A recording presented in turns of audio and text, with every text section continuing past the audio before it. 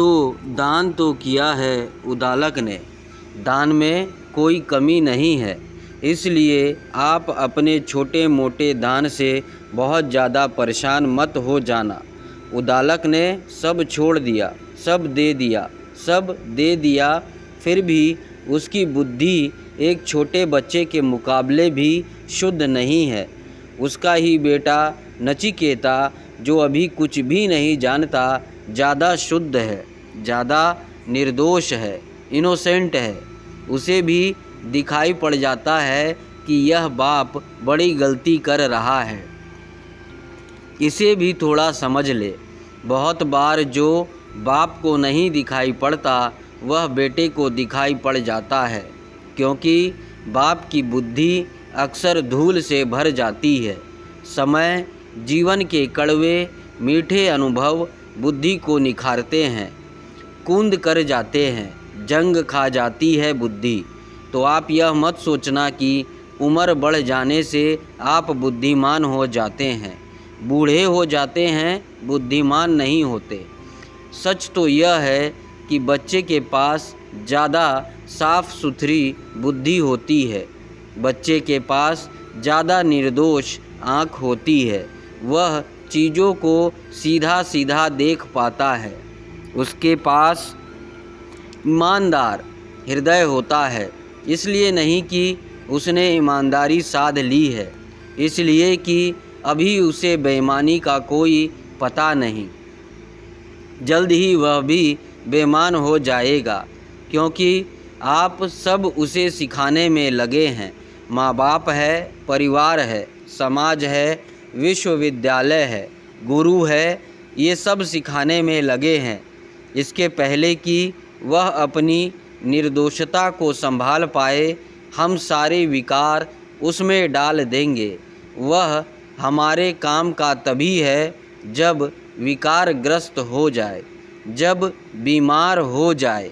हमारी सारी शिक्षाओं की व्यवस्थाएं उस निर्दोष बुद्धि को नष्ट करने की उपाय करती है, जिसको प्रत्येक व्यक्ति जन्म से लेकर पैदा होता है।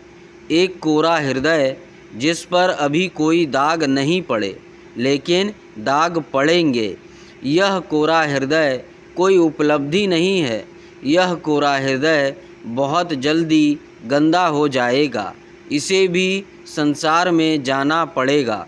इसके बाप के पास भी किसी दिन ऐसा ही कोरा हृदय था, इसलिए बचपन प्राकृतिक घटना है, उसमें कोई गौरव नहीं है। लेकिन कोई बूढ़ा होकर फिर जब बच्चे की आँख पा लेता है, तब गौरव की बात है। जब कोई बूढ़ा होकर भी हृदय को बूढ़ा नहीं होने देता, ताज़ा और निर्दोष रख लेता है, तब गौरव की बात है। इसलिए जीसस ने कहा है कि मेरे प्रभु के राज्य में वे ही प्रवेश कर सकेंगे जो छोटे बच्चों की तरह है। छोटे बच्चों की भांति काश जीसस को नचिकेता का पता होता, तो जीसस ने नचिकेता का नाम ज़रूर लिया होता, क्योंकि पूरे इतिहास में नचिकेता जैसा शुद्ध हृदय खोजना मुश्किल है। सभी बच्चों के पास होता है। और आप यह मत सोचना कि आपके बच्चे के पास नहीं है। उद्दालक को भी समझ में नहीं आया था, आपको भी समझ में नहीं आएगा। आप ज़रा अपने बेटे को, अपनी बेटी की बात गौर से सुनना। उद्दालक ने भी नहीं सुनी थी, आप भी नहीं सुनेंगे, क्योंकि आप समझते हैं कि बेटे नासमझ हैं, आप समझदार हैं। उम्र के लोग समझदारी का पर्यायवाची समझ लेते हैं। काश हम बच्चों की बात गौर से सुन सके।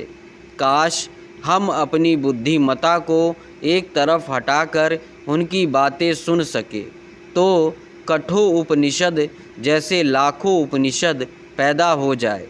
यह तो कोई ऋषि पकड़ पाया इस कथा को, उद्दालक नहीं समझ पाया। हुआ क्या, होता क्या है, रोज़ रोज़ यही होता है।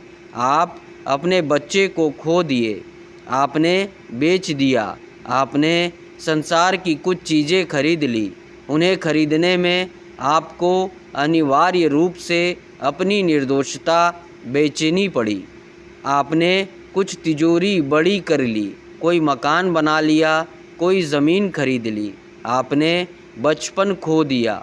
और जब कोई बच्चा आपसे कुछ कहता है तो एक तो आपको एक दूसरे की भाषा समझ में नहीं आती, क्योंकि बच्चा किसी और ही दुनिया से बोलता है। बच्चे के लिए कुछ और चीज़ें मूल्यवान है। आप किसी और दुनिया से बोलते हैं। आप दोनों के बीच बड़ा फासला है। आपने बचपन खो दिया है। आप दोनों के बीच में एक खाई बनी हुई है।